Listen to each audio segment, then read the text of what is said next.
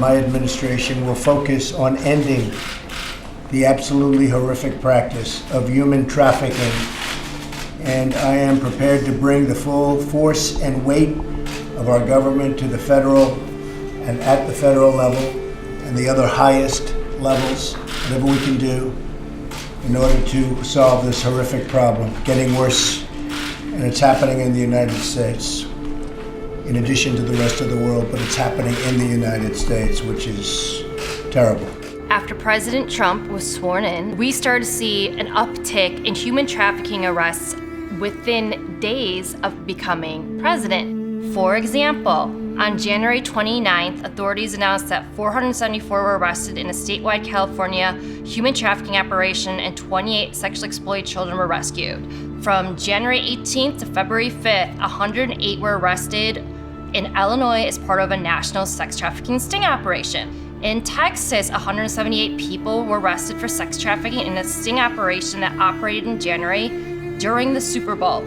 16 people were arrested in January in Michigan for sex trafficking during the Detroit Auto Show. And in February of that year, authorities arrested 11 in Virginia in a child sex trafficking sting. President Trump gave a listening session in the White House surrounded by advocates who had been working to combat child sex trafficking with the federal government for many years. And President Trump looked into the camera and said, over the past 4 weeks, we have been working with the government harder than ever before to end the scourge of human trafficking. Dedicated men and women across the federal government have focused on this for some time. As you know, a lot of you have been dealing with the federal government, and it's been much more focused over the last 4 weeks, I can tell you that. There has never been an administration that has done this much, signed this many bills into law to combat human trafficking, or allocated this much money to help the victims. Now, here's some things that President Trump's administration has done to combat human trafficking that rarely gets covered by the mainstream media, that all of you can go on whitehouse.gov and look up. President Trump has signed 9 bills into law addressing human trafficking. President Trump has awarded over $35 million in grants that goes to victims of human trafficking. Now, President Trump issued an executive order in 2017 that seized the assets of people involved in human rights abuses, and has also passed executive orders that would seize money from abusers and allocate that money to the victims. The mainstream media has not been fair to Jeff Sessions at all.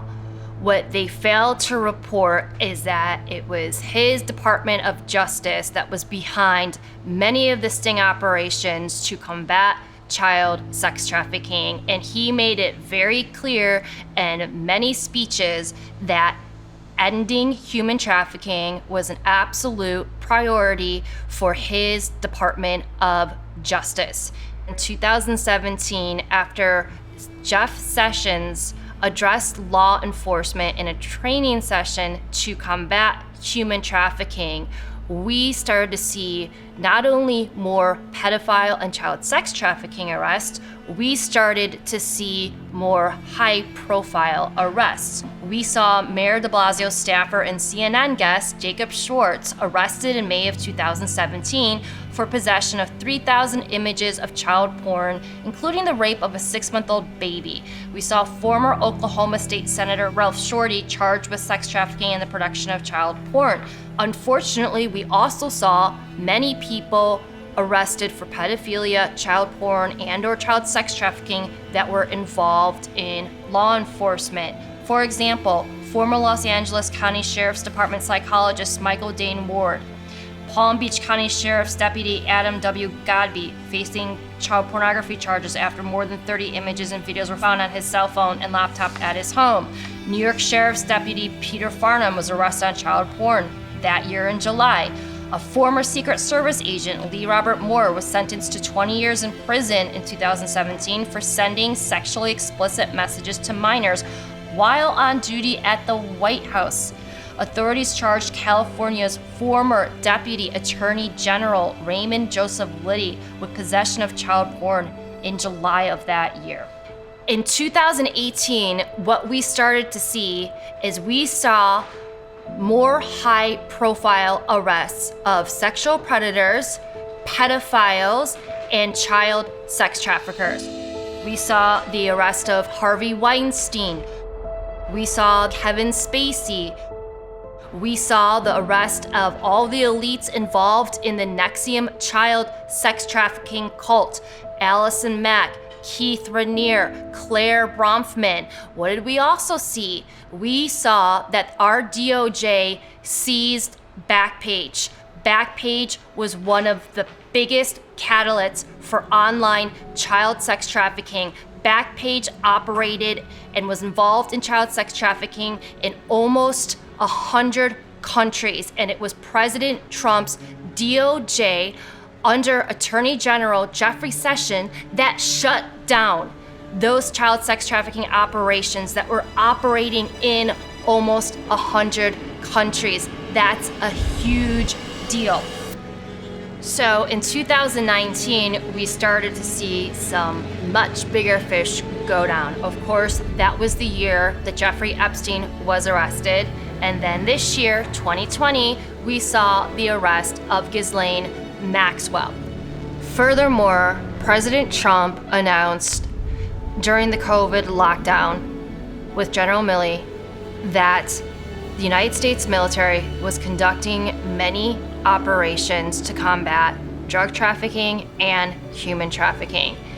President Trump specifically talked about a secret military operation commanded by General Milley, who is the highest ranking U.S. military official, that led to the rescue of a girl who dealt with the most horrific abuse that anyone could deal with, next to death, according to President Trump.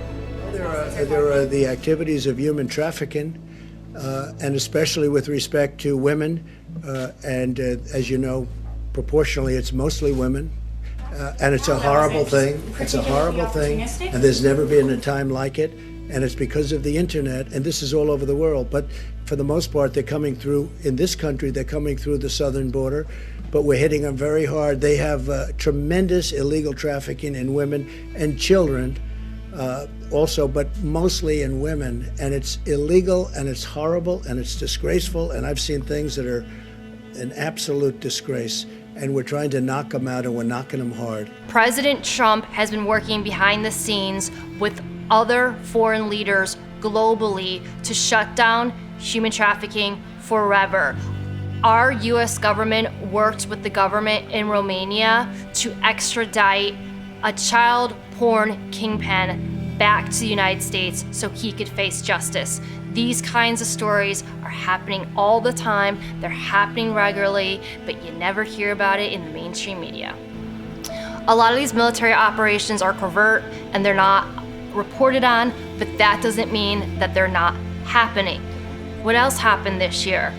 We had mass arrests of members of the CJNG cartel, hundreds and hundreds of members arrested, and we had dozens of MS-13 members arrested, some of them arrested for drug trafficking, some of them arrested for human trafficking. But I can't emphasize enough that human and drug trafficking go hands in hand, and the MS-13 members and the CJNG cartel members are usually operatives for much bigger fish.